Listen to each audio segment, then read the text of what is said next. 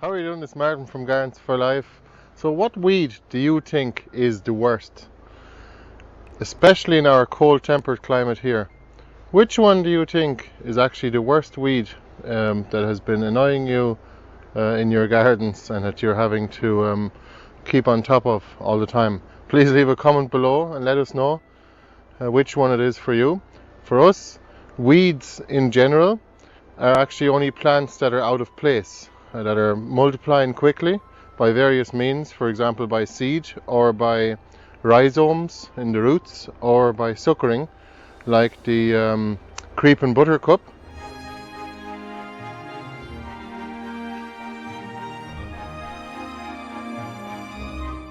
There's actually a worse weed than dandelion or even some of the other ones. Actually, dandelion is a very useful plant. It's edible and medicinal, and we don't actually take it out if we see it growing in our gardens, especially in the woodchip gardens. We just leave it there because it's actually so useful. Some of the other plants we do remove, like plantain, ribwort plantain, or even greater plantain. We had 2 acres at the last house we lived at when we were renting about a few years ago, and the whole field was basically covered in creeping buttercup.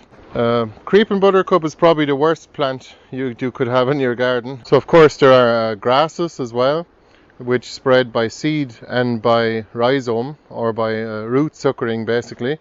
You have thistles, which are spiky and painful to remove, but at least you can stay on top of them by simply removing them with the root. Try to pull them up with the taproot before they go to seed, of course.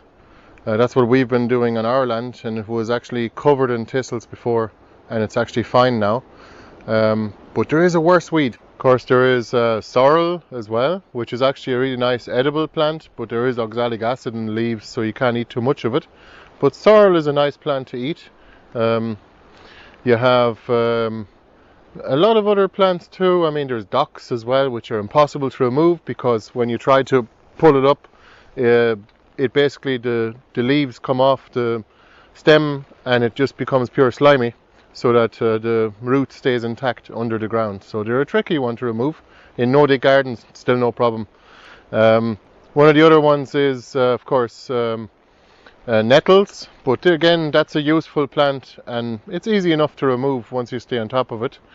But we do grow nettles, or we let them grow in parts of our garden where we're not actually interested in growing other things, and in fact other things probably wouldn't even grow there. So nettles are okay, they're medicinal, and the root is medicinal, the seeds, and actually the leaves themselves can be made into a lovely soup that you can use, for example, in early spring to detoxify your body, but also use it as an antihistamine during hay fever season as well. It actually worked absolutely great for us. When we have to use it, we just make a soup.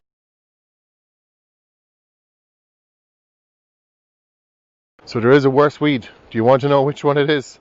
It's actually silverweed is the name of it. And I hope I got the name correct. If I didn't, please let us know in the comments. But this is the one here.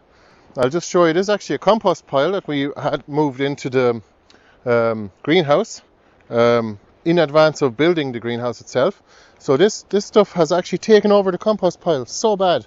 And the roots are really deep. They must have grown, look at that. And it's impossible to remove it as well. You can try to pull it up, but it'll just come off. And look how brittle the roots are as well. The problem is they break up into loads of little bits, and it's almost impossible to actually remove it completely. So I guess we're going to have to try and stay on top of it. But look at that. That root is going down about half a meter into the compost pile, which we're actually now using to make our beds, which are complete overkill, I know. It's probably 2 foot worth of compost here. A little bit less on the other side here. That's actually some apios we finally planted it in the ground after it being in pots for the last 3 months now, but we weren't ready with this growing space in the middle of our greenhouse. It is our second greenhouse now, but silverweed is actually hands down the worst weed there is, because it actually grows, it spreads by seed, but also by suckers. So take a look at that, how it's growing, a bit like strawberries actually. See that, how it's growing a new plant here, and another one over here, and yet another one way over here, and another one at the end here. I reckon we found a new match for our no-dig beds. Hopefully we can cope with the silverweed. Surely once we keep pulling it up, it'll become exhausted eventually and it won't come up again. And yeah, let us know in the comments below which one is your favorite weed. I wouldn't say the opposite of favorite actually. Which one is the worst weed in your experience? And give us a thumbs up if you like the video, and subscribe if you like. Thanks a million. Bye bye.